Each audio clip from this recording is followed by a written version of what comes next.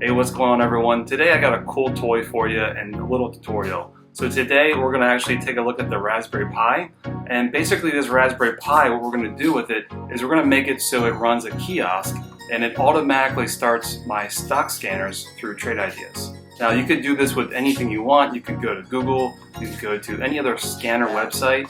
You can even pre-configure your username and password, so if it's something like a digital signage thing, or maybe you have a big room of stock traders and you want to broadcast all the stocks that are surging up, and certain parts of Trade Ideas you want to put into like a sort of big screen TV kind of thing. Well, this is what you can do. So I'll tell you this is very cheap and very easy to configure. All you're going to need is a few items. Okay, so some of the hardware you're going to need is basically a Raspberry Pi, right? This is a 2, and I have a cool little case. You can put whatever you want on it.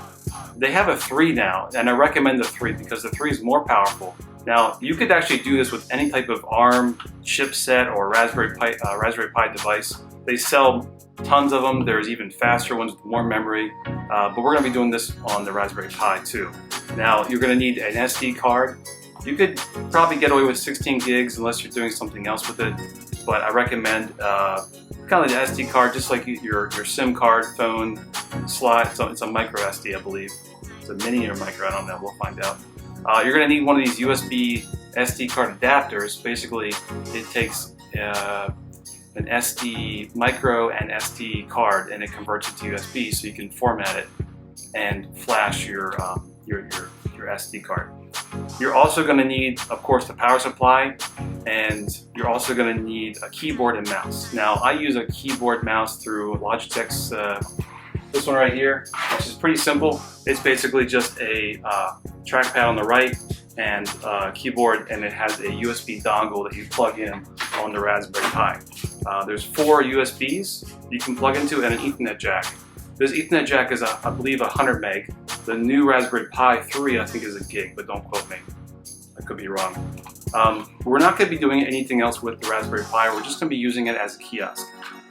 Besides that, what I'll do is I'll take you through the very beginning and then to the very end of actually what it looks like right here is on my screen. You can see here's the Trade Ideas stock scanners. There's nothing here except just the Chrome browser, and I can't do anything, can't interrupt it. Now, of course, if you want this to be secure, the best way to make this secure is don't put it on a touchscreen, okay? Because people can touch and they could do certain things. Well, you could put it on a touchscreen actually, and we can get into that later, but basically you want to secure the device. So if you're going to have the device in a public area, what I recommend is blocking the USB ports for someone to plug in the keyboard. But we'll get into that more a little bit later. But if you want to keep it secure, we'll look into some other opportunities, because this is not a video about how to secure your Raspberry Pi. I can probably do another video later, but this is how to get you started, and feel free to look at the forums and Google security with Raspberry Pis as you need to. So with that, let's get started. Okay guys, so what's up? So now we're at the step where we want to go ahead and download the files and get all the stuff that we need to do to get this stuff done, right? So first thing you want to do is go ahead to raspberrypi.org, download this Noobs Lite program. We want the light version. We don't need all the bloatware that comes with the full version. You're more than happy to do that, but I don't believe it works with this. This setup does not exactly work with the full version because it tries to launch into a more desktop app. So we're going to try the Noobs Lite. Okay, so a few other things that we need to get is a formatter, and go ahead and go to sdcard.org and download the SD formatting tool. It's free. Click the link here. Don't get it from any other websites. Could be a virus or something. This is the official website. We're also going to need something to SSH into the Raspberry Pi.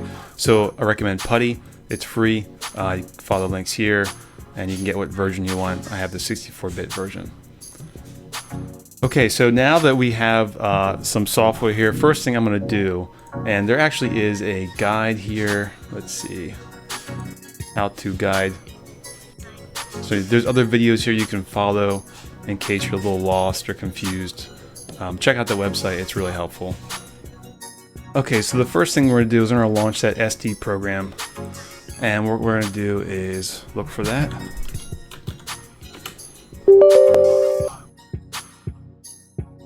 Okay, now what you need to do is take the SD card out of the Raspberry Pi if you already have it, or out of your box, put it in the USB adapter, and go ahead and plug that into your USB. Okay, so you can see here I have a couple drives that popped up, and it does ask me to format it on my Windows, but I'm going to say no. What I have here is GEF. Let's see which one it is. Now I've already put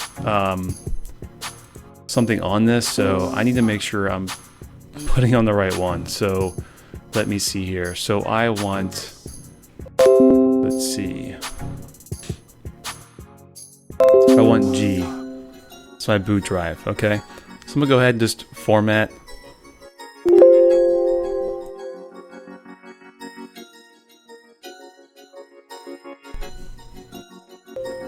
Okay, so my format was successful. Basically cleaned out the SD card, and I'm ready to go. Okay, so next thing we do, hopefully by now you've downloaded the Noobs Lite. I'm gonna go ahead and find that for me. Ignore this stuff. Okay, so I basically downloaded my zip file, and I'm gonna extract this. I'm gonna say extract all.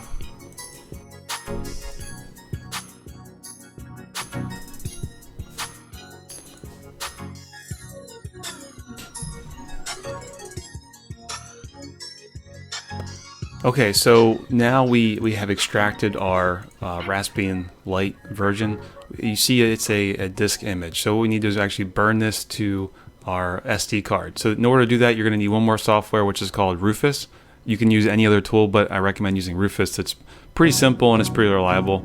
So go ahead and download that, and we're going to go ahead and start that. Okay, here's my Rufus window here. So I see my disk there, so make sure I'm on the boot SD card, which I am. I'm gonna hit select and look for my, there we go. That's good. Okay, I am ready, and hit start. I hit OK. This may take a few minutes depending on your computer, but it should be fairly quick. Okay guys, so basically I burned the image to the SD card, and now I'm going to plug in my Raspberry Pi with the SD card and plug the power in. As soon as I can get the thing to work. Here you go. Okay, so it's powered up. We'll give this a minute to boot up. Resize root system, okay.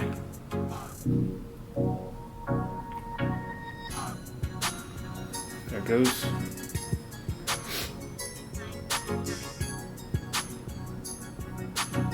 Any minute now. Okay, so here you'll see it actually tells me my IP address there. It's 192.168.1.193. Now I'm able to log in, okay? And the username is Pi. If I turn my USB keyboard on here, Pi, I believe the Raspberry default password is Raspberry. Password, Raspberry. Okay, there we go, finally. Alright, so we're in. So if you don't see the IP address there, you can always do ifconfig, and that will tell you your IP address. You can see here it's mine ends with 193. So what we're going to do now is I'm going to go ahead and SSH into it. Before we do that, what we have to do is configure our Raspberry Pi. So the simple way to do this is to type sudo raspi-config. Now this will bring up a screen right here in front of you where you can change your password. I highly recommend you do that. For me, I'm going to change it to Pi, just because I don't feel like typing Raspberry, and I'll change it later when I'm ready. There's a couple other options here. Feel free to go through here. Boot options. I'm going to go ahead and say I want to auto reboot. Choose whether to boot. So I'm going to say console auto login. Okay. Okay. So that's set. Next thing you want to do is you can go through here, and there's some other features. I wouldn't really mess with this, But what we want to do is go ahead and set our time zone and everything. You can if you don't want to. Actually, you know what? I'm not going to do this. We'll come back to that. Well, first thing I'm going to do is I'm actually going to just go ahead and do an update. Now you can do it through this menu, or you can do a sudo apt-get space update, and that will actually go ahead and do the same thing where it's updating packages and stuff. I'm going to let this run for a minute and we'll be right back. In fact, I'm actually going to go ahead and after this is done, we still need to configure SSH to make sure that's working. So we'll do that here in a second. Okay, I forgot to show you how to turn on SSH. So we need to actually go in here and turn on SSH so we can remotely terminal into this Raspberry Pi. So you go down to interface options and you'll see here SSH, and it asks you, would you like to turn on? I say yes. Okay. And that's it. So let's go ahead and finish. And now what I'm going to do is I'm going to go ahead to my computer and show you how to SSH into it where we can do the rest of the stuff. Okay. Okay guys, welcome back. So now we're at my main computer here. What we're going to do is we're going to go ahead and remote into that device. You're going to need PuTTY for this, and you can Google PuTTY and just download the basic tool. We're going to use this to SSH into it. So here's the default layout. You want to put in your IP address here. Make sure the port's 22 and selected SSH like so. Go ahead and hit open. It's going to ask you for this hash. Just hit yes. You're basically confirming that that's the device. And your login. So remember we sent mine to Pi is my password, so I'm going to put in Pi. Okay, so this is it. We're basically logged in remotely. So this is where we're going to start getting into actual the setup scripts. So here at this window, I'm kind of showing you what commands we're going to run here. First command we're going to run is this command right here. So I'll paste this in the description, don't worry, so you can copy and paste it. What you can do is highlight what you want, copy it, and then in the terminal select it and then right click. It'll automatically put that in there for you. So I hit yes. So this is going to take a few minutes. We'll let this run. I'll be right back.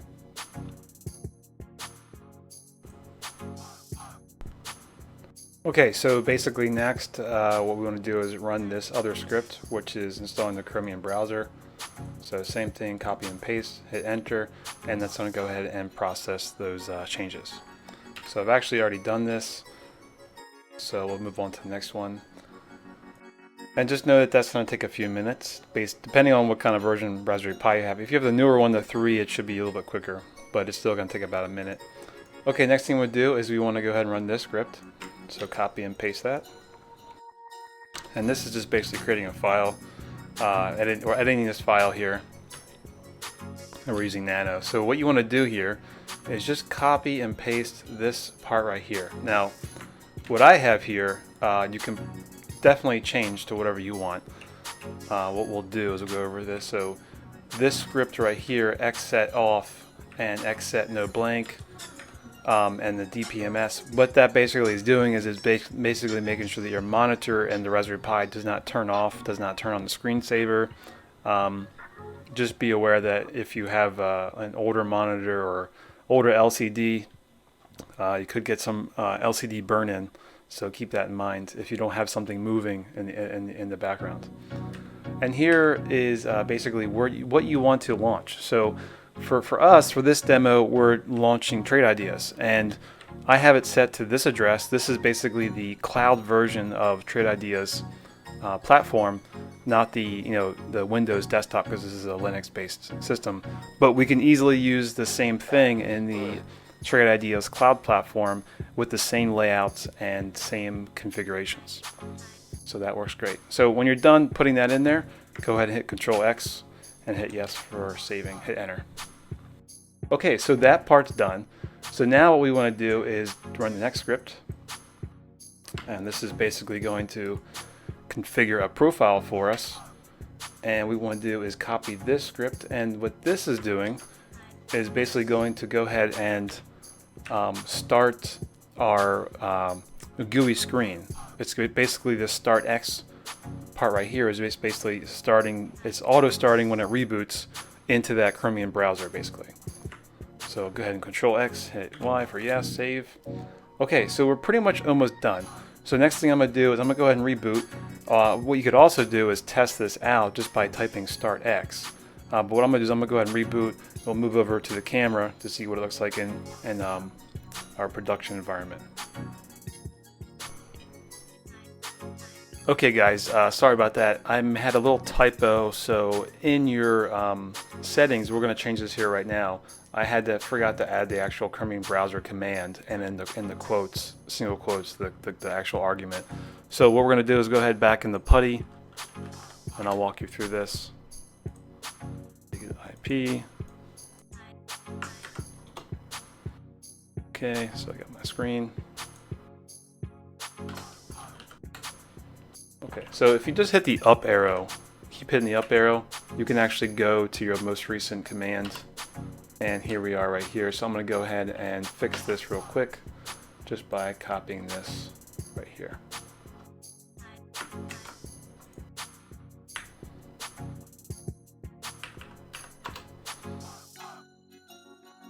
Oops.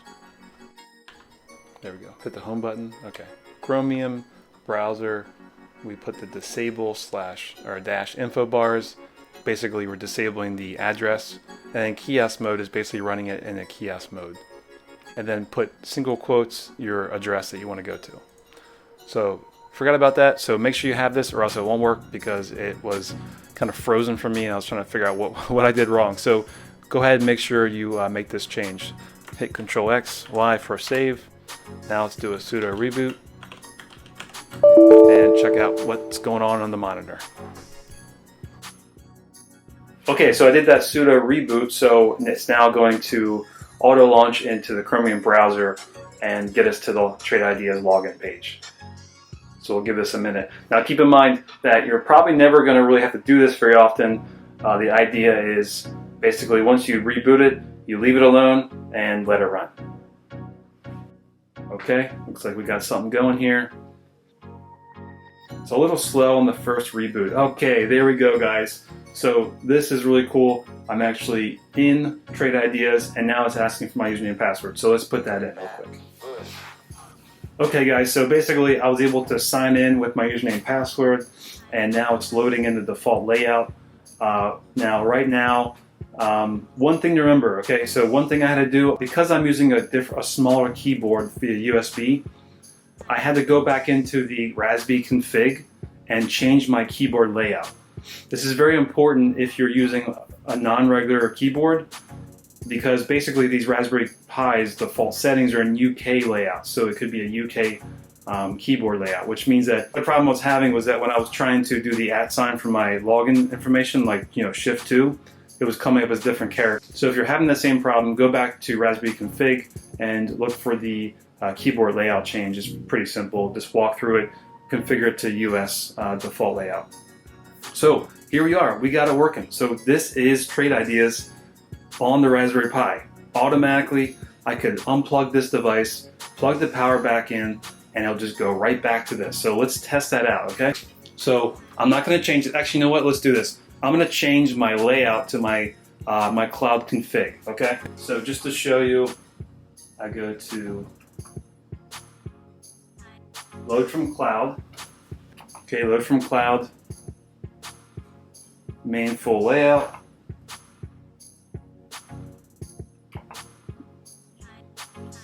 Okay. So you can see it's actively monitoring some stuff here. So what I'm going to do right now is I'm going to go unplug the device. Okay. So here's the Raspberry Pi, right? I'm going to go ahead and unplug it. Okay. And I'm going to plug it back in. Plug it back in. Okay. So I'll let this sit and we'll see what happens.